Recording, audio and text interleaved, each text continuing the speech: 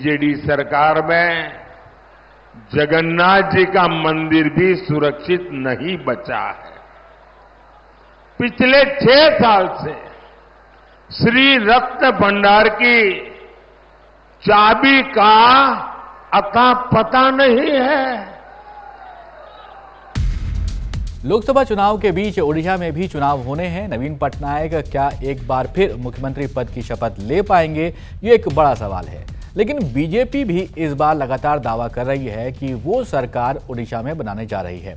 PM Modi ने तो जून की एक तारीख भी बता दी है और कहा है कि बीजेपी इस बार सरकार में आ रही है ओडिशा में और वहां पर जो शपथ है उनका मुख्यमंत्री वो लेगा। लेकिन आपको बता दें कि लोकसभा चुनाव में से पहले अगर आप देखेंगे तो बीजेडी और बीजेपी में ये बातचीत चल रही थी कि एनडीए में वापस बीजेडी शामिल हो जाए, लेकिन ऐसा हुआ नहीं। लोकसभा चुनाव में बीजेडी ने अपने ही बल पर लोकसभा चुनाव लड़ा है, लेकिन इसी बीच पीएम मोदी ने ओडिशा की नवीन पटनायक सरकार पर बड़ा आरोप लगा दिया है। पीएम मोदी ने कहा है कि ओडिशा के पुरी में जो जगन्नाथ मंदिर है उसके रत्न भंडार की चाबियां गायब हैं और इस मुद्दे पर काफ़ी अब तूल पकड़ लिया गया है और सरकार पर आरोप लगाए जा रहे हैं। पूरा मामला क्या है इसको समझने की कोशिश करते हैं, लेकिन इस वीडियो में आगे बढ़ें उससे पहले आप ज़रूर हमारे चैनल को सब्सक्राइब कर लीजिए। इंस्टाग्राम या फिर फेसबुक पर आप हमें देख रहे हैं तो पेज को जरूर फॉलो कर लीजिए। मेरा नाम है सैयद सोबान, आप देख रहे हैं स्विच। ओडिशा में विधानसभा चुनाव में कई मुद्दों को उठाया जा रहा है, जिसमें से एक मुद्दा उठाया गया कि ओडिशा में नवीन पटनायक के बाद वीके पांडियन को मुख्यमंत्री बनाया जा सकता है। वीके पांडियन एक पूर्व आईएएस ऑफिसर हैं जो पिछले कई सालों से नवीन पटनायक के साथ काम कर रहे हैं। इसके बाद उन्होंने वीआरएस लिया और बीजेडी उन्होंने औपचारिक रूप से ज्वाइन कर ली थी। रिपोर्ट्स में दावा किया जाता है कि नवीन पटनायक के बाद वीके पांडियन को बीजू जनता दल यानी कि बीजेडी कमान दे सकती है और मुख्यमंत्री बना सकती है। विपक्ष आरोप लगा रहा है कि एक तमिलियन कैसे ओडिशा की कमान संभाल सकता है। वीके पांडियन मूल रूप से तमिलनाडु से आते हैं।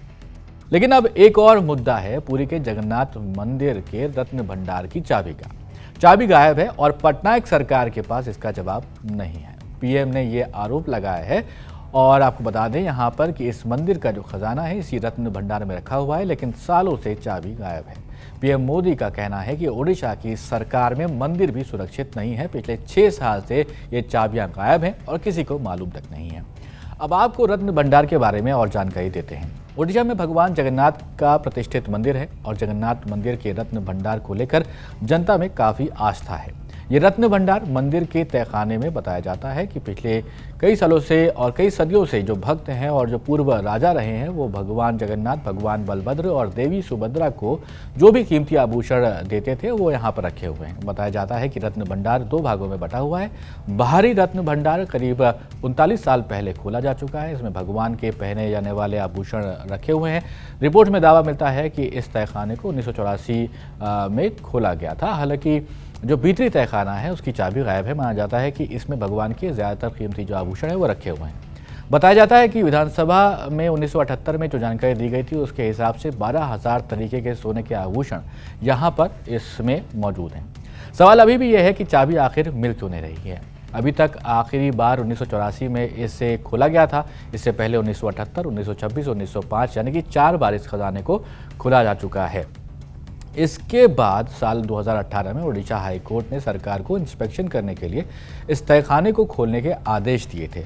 उस वक्त इसकी चाबियां नहीं मिल सकी थी। राज्य में काफ़ी ज़्यादा नाराज़गी देखने को मिली थी। जो जनता थी वो काफ़ी नाराज़ थी। हंगामे के बाद ओडिशा सरकार ने मामले की जांच कराने के लिए इसका फैसला लिया और ओडिशा हाई कोर्ट के रिटायर्ड जज रघुवीर दास के अध्यक्षता में कमेटी बनाई गई जो चाबी ढूंढने के काम में लगी। यानी कि उसमें कमेटी जो थी वो इस पर बातचीत मतलब कि पूरा जो रिसर्च थी वो करने के लिए बनाई गई थी। इसके अलावा एक और पैनल बनाया जाता है और ये रिटायर्ड सुप्रीम कोर्ट के जज अरिजीत पसायत की अध्यक्षता में जांच करने के लिए बनाया गया था। आयोग ने नवंबर 2018 में 324 पेज की एक रिपोर्ट सौंपी। इस रिपोर्ट को अभी तक सार्वजनिक नहीं किया गया था। कई रिपोर्ट में इस बात का भी दावा मिलता है कि न्यायिक जांच के आदेश के कुछ दिनों बाद तत्कालीन पुरी जिला कलेक्टर को रहस्यमय तरीके से एक लिफाफा मिला जिस पर आंतरिक रत्न भंडार की डुप्लीकेट चाबियां लिखा हुआ था, जिसने खजाने पर लंबे समय से चल रहे विवाद को और ज़्यादा उस वक्त बढ़ा दिया था।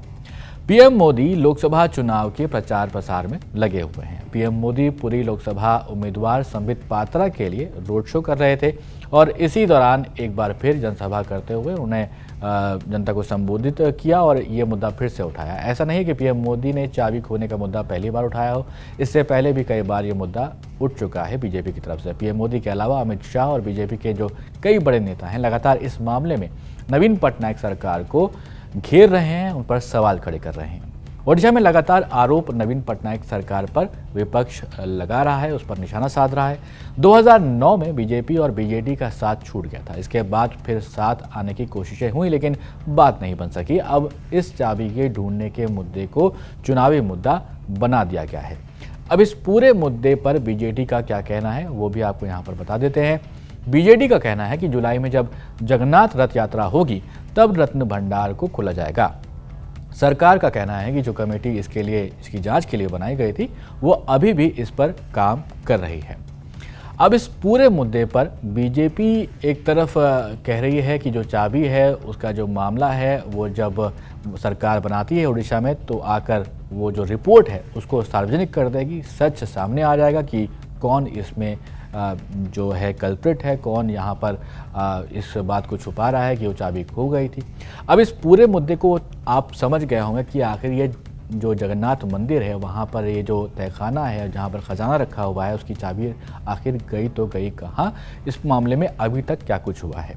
आपको क्या लगता है कि इस मामले में आपकी राय क्या है वो ज़रूर हम तक पहुँचाइएगा, कमेंट ज़रूर करिएगा और इस वीडियो को लाइक और शेयर ज़रूर करिएगा। और ऐसे ही वीडियोज़ देखने के लिए कीप वॉचिंग स्विच।